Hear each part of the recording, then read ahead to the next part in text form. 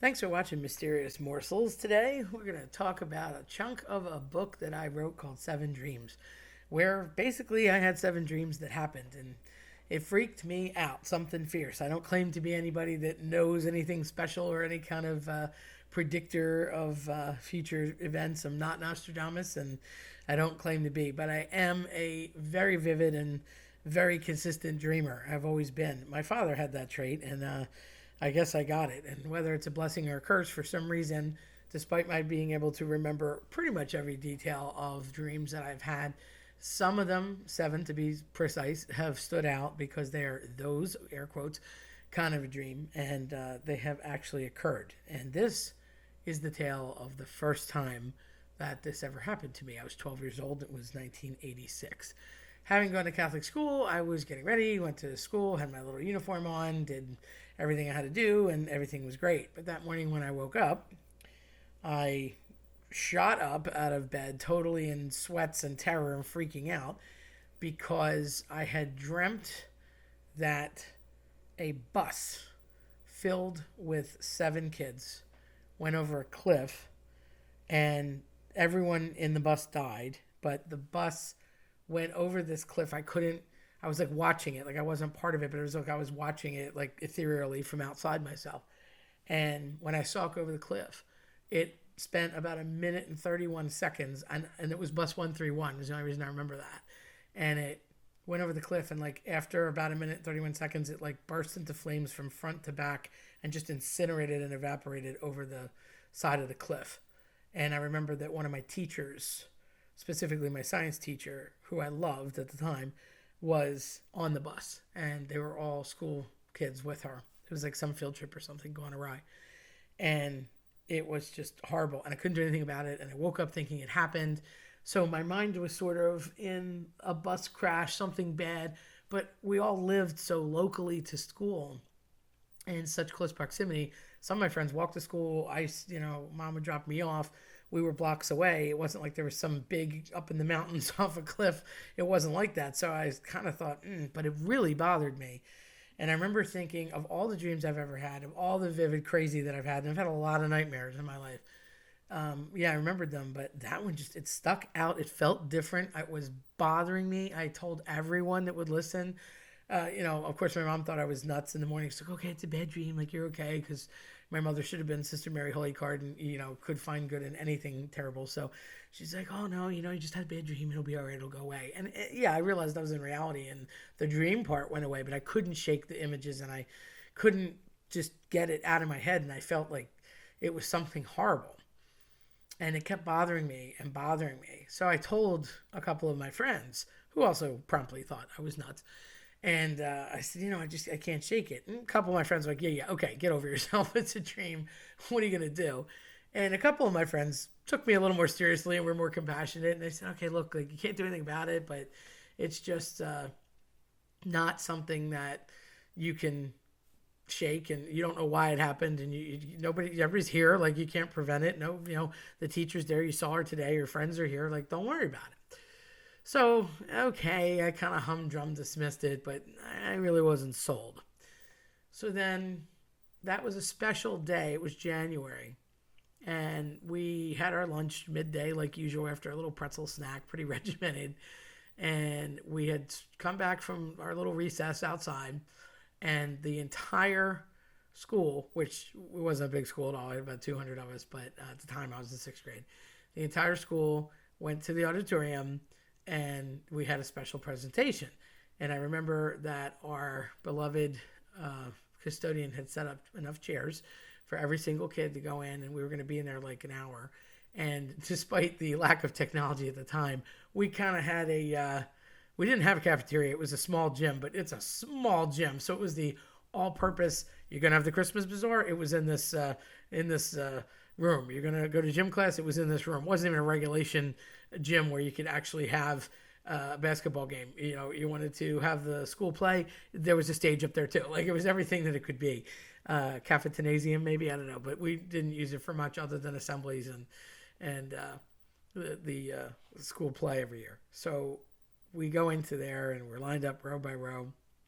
Out comes a couple of different nuns that taught us, and they wheel out this tiny little television on a cart for the entire building to watch.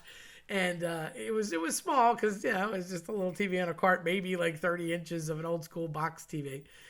And I thought, what are we watching? What is today? What are we doing? Is it the MS Readathon example? Like, are we going to the big 5K? Like, what are we doing? Because there were things that happened every year, you know, and Fire Prevention Week, what is it? And the principal grabbed the microphone and said, "Oh, boys and girls, we have a special treat for you today. We're going to be down here for about an hour or so, and we're going to watch the Space Shuttle Challenger take off." So we were really into it. And my science teacher loved the idea. And there was a competition that year. Kristen McCullough, I Touch the Future, I Teach, was the first science teacher to ever be picked by NASA and go through NASA training to go on the space shuttle. And my science teacher, although wildly arthritic and way too old to make the journey, did throw her hat in the ring. She used to say, "I'll give my eye teeth to go up there." And obviously she was not picked, but she did try to do it, and she had made us aware of it. But we kind of forgot all about it because it was like a year prior that you had to put your info in to be chosen. So there was a crew of 6, and then the 7th person was the teacher. It was the first time that a layperson, a civilian, was going to go up that was not trained by NASA, that was not an astronaut. And they thought, what better profession than a teacher to come back and report science other than a science teacher? So we thought it was really cool. And of course, everything was happy in the 80s, so we were all for it. So we all got quiet and started watching it. It was like, you know, ignition to launch and Capcom this, and it was all very official, and it was very, very cool. And yet I had this extremely unsettling feeling the entire time that I was watching it, even though I'd watched launches before and thought it was awesome. When they finally said, you know, 3, 2, 1, takeoff, and the clamps dropped and the rocket went up, all of a sudden, you could hear they're talking, everything's good, launch looks good, they're coming into this, they're going through the stratosphere, blah, blah. And a minute and 31 seconds later, you hear, "Houston, we have a problem." And within seconds of that, you see a spark, and then a little, what looks like a flare, another spark, and then poof, all the boosters just light into flames, one end to the other, front to back, and it all just fell apart in the sky. And the whole thing crashed. It never even made it out. Everyone watched it, and you could hear a pin drop in the auditorium. And I happened to be sitting next to my friend that I had told the story to, who was kind enough to listen to me and offer some compassion. She grabbed me by the arm, and she's like, "What did you say the bus number was in your dream?" And I said, 131. She said, "How many people were on the bus?" I said, 7. She said, "Who was the teacher that was on the bus?" I said, "Our science teacher." She said, "How did it blow up?"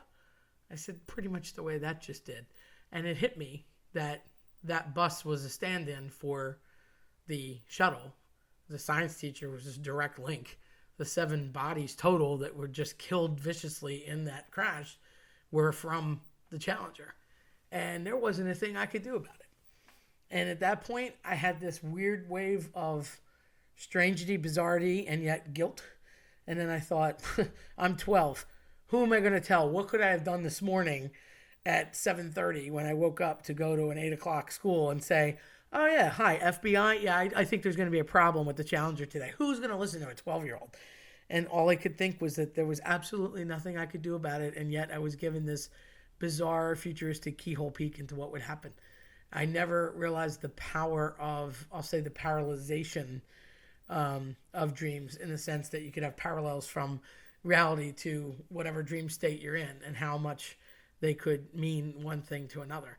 Now, you know, what do I know? How did I know that was going to happen? I didn't. You know, could you argue that it wasn't? Sure. Did both events really happen? Yeah, I definitely had that dream, and I'm 100% positive the Challenger crashed that day. And if you go back, and I've watched it time after time, it was weird for me because all I remember thinking was, they kept saying, "Kristen McCullough, I touch the future, I teach." It was such a slogan that year. And all I could think was, I guess Earth or fate or whatever wasn't ready to see such a fantastic thing through the eyes of someone who could explain it. Not that that corrects or rights or explains away what happened, but I just remember thinking it was like some key would be given or some treasure would be unlocked that a teacher's perspective would see differently, that scientists are geared to look at a different way. And I guess Earth just wasn't ready for it yet, or I don't know. But it was that stupid O-ring that ended up being a problem, which they then went on to check. And Reagan was president at the time, and they had that huge ceremony at the White House, and he met with each family, and it was a terrible tragedy. And what are the chances, So I don't know, but that was the first time that I remember having a dream, feeling icky, feeling like it was really going to happen, seeing it literally unfold in front of me, and I couldn't predict it. It was years later by the time I had the next one, but they would just creep up and have a strange feeling. So eventually, it bothered me enough, and I remember it so much, and I've told the story so often. Well, I thought I'd write a book about it. So if you're interested in anything like that and you enjoyed my story, then feel free to go pick up your copy of Seven Dreams, either digitally or print on demand through Amazon. And hopefully you'll like the rest of the super creeps that I could put out for you. A lot of chiller thriller situations that I didn't expect. Some good, some bad, some ugly, but that's what happened. And that's my story, and I'm sticking to it. So hopefully you enjoyed that. And I really appreciate your watching today. If you like this type of content, scare the like button into turning blue and subscribe. Don't forget to hit the notification bell so you don't miss out on future videos. Thanks for watching.